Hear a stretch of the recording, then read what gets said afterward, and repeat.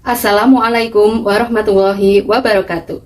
Hello everyone, welcome to the second session of our 8 online tutorial meetings.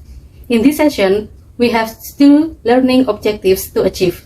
The first one is that you should be able to identify and use vocabulary related to the things commonly found in an office.